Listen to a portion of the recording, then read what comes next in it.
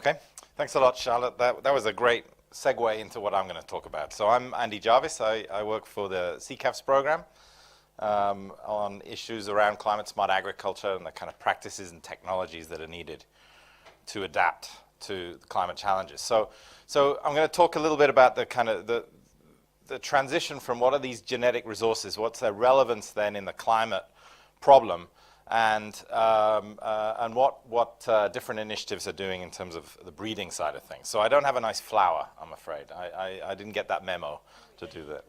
So, oh, here we go, a lovely flower. I'm going to go ahead with that. Okay, so first of all, just why breeding? What are we thinking about here? The first reason that has kind of been, this has been an issue for several decades now of kind of crop improvement, is just to feed a growing population. We have two things changing. One is a growing population, and second is changing consumption patterns. So we do need to be producing more food into the future.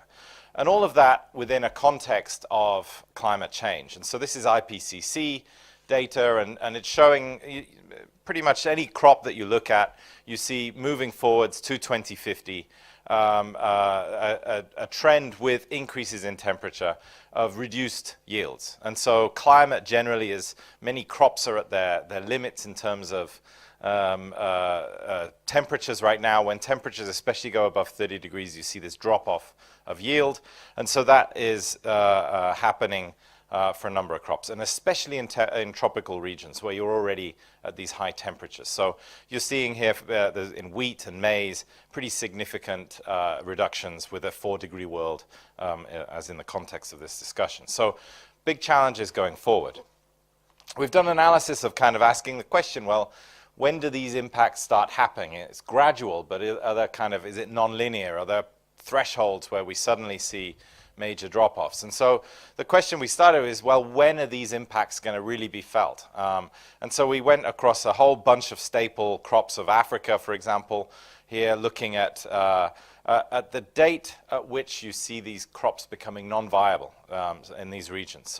So take an area in Africa, and what we were asking is, well, if they're growing right now, yams, for example, in what year or what decade is yam no longer going to be suitable? And you see different cases for different crops, and it's kind of visualized here. You can see some crops pretty resistant. Many roots and tubers are resistant to climate as it advances. They have kind of built-in resistance to high temperatures, drought issues. Other crops much more sensitive. And so especially coming out from this has been the issue of kind of maize and beans coming out as priority crops for action, where impacts are starting to happen not kind of later in the century, but actually within the next couple of decades, you can see large areas transforming. So just to look at it in detail on beans, you can see many areas here. The areas in red are areas where we're seeing loss of cropping area. So these are areas where it'll become unviable to grow beans into the future. And so some of those impacts are happening not kind of 50 years down the line, but 20 years down the line. And so we're approaching kind of the point where these regions have to transform in their cropping systems, unless we take some serious action in terms of adaptation. Likewise for maize, there are certain areas, very important cropping areas for maize across Africa, where also we're seeing it going over those tipping points. So this is the context we're working. Pretty negative impacts, pretty alarming statistics in terms of impacts over the next, in the short term, 20 years, as well as in the kind of through the century. So this seminar is a little bit about kind of looking at the breeding advantage. So what can crop breeding do within this kind of climate adaptation sphere? And so can we breed ourselves out of the problem? And so there's been a number of people who've kind of looked at this in terms of can we increase, for example, production to be able to feed the growing population? And this is without necessarily taking into account climate change. The current trajectory of yield increases that we've enjoyed over the last 40 years since the Green Revolution is kind of steadily been going up, but still, if you kind of extrapolate out at current levels, it's just not going to get us to where we need to be. And so we do need to kind of look at new ways of increasing this, what they call genetic gain. So yield increases significantly going up. Now, one of the challenges is that breeding's not like something where we're gonna produce a new variety, a crop, and we'll release it next year. That's not the way it works. This is long lead times. So the average kind of crop breeding process can take, this is an example in bananas of taking 17 years to even getting close to kind of a distribution of new materials. And so, we're talking multi-decade investments. And so you need to start now if you're going to breed for technologies that are going to help, for example, Africa in the next 20 years' time. So you need to be starting now. So it's a long process. So the way a lot of centers, research centers, have been going about this is kind of, first of all, looking at, well, what are the challenges out there? What are the types of abiotic traits? What are the climate challenges that are going to face a crop? And so this is an example in beans across Africa. And so there we ask the question, well, what is the climate factor that will most hold back productivity in beans in the next 20 years? And so here you can see areas, it's a mixed bag. It's not always just heat and drought, but in the case of beans, you have large areas with heat issues, heat challenges, large areas with drought things, but also excess waterlogging and things like that can actually spur on all sorts of pest and disease issues. So first of all, it's the priority setting of what do we need to breed for. It's setting up the infrastructure to be able to test and breed for that. So this is, for example, this is a greenhouse in Ciat in Colombia where we can raise temperatures by 2 degrees, 3 degrees, and 4 degrees within the greenhouse, and then evaluate materials under a kind of future climate. So it's a means of kind of simulating the future. And so then we go to the genetic resources that Charlotte has spoken about and look for traits and look for the kinds of characteristics that are going to be desirable into the future.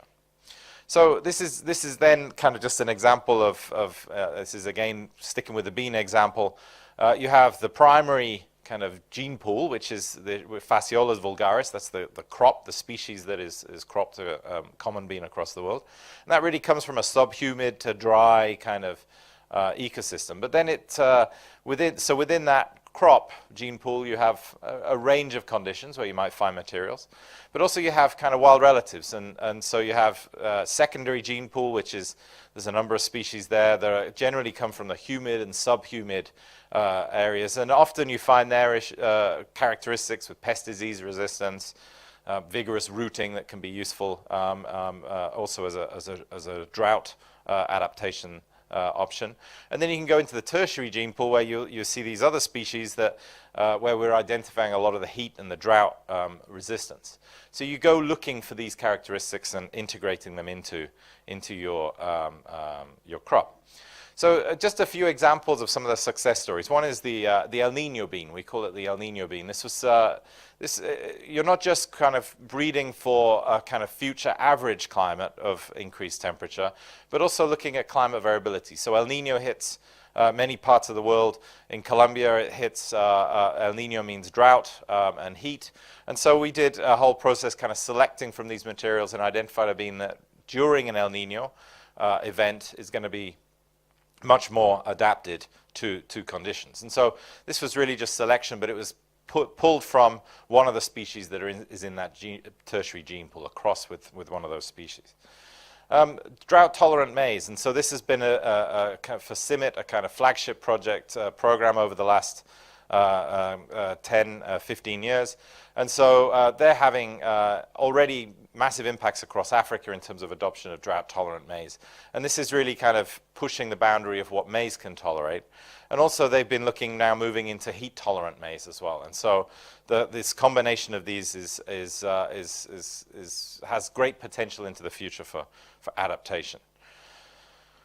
Another important aspect of all of this is the participatory plant breeding side of things. So one thing is kind of in the lab, the kind of development of these technologies in research centers, but also getting out and looking at bringing farmers' preferences into this process. And so this is an example here from beans in Africa, where it's generally a woman's crop, and you're looking at varietal testing and selection based on some of the traits that farmers themselves are looking for. And you see men value traits like yield and market value, whereas women are also looking at things like short cooking time. So you have to bring all of this into these aspects of farmer preferences into the process. And so the final point I'll just make is Charlotte mentioned kind of crop wild relatives and their importance. This is some work actually that we did from over 20 years ago almost. But this was using, as we get looking for these different traits, you go further and further away from the crops themselves,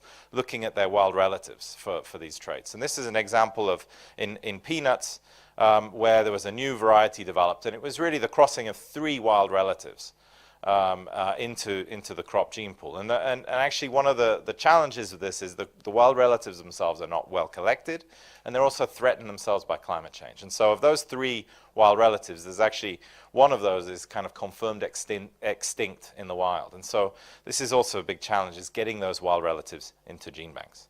So just to segue into the next presentation, I mean, the need for materials, the thirst for these kinds of materials for crop adaptation is pretty high. And so you've got kind of crops coming from all over the world.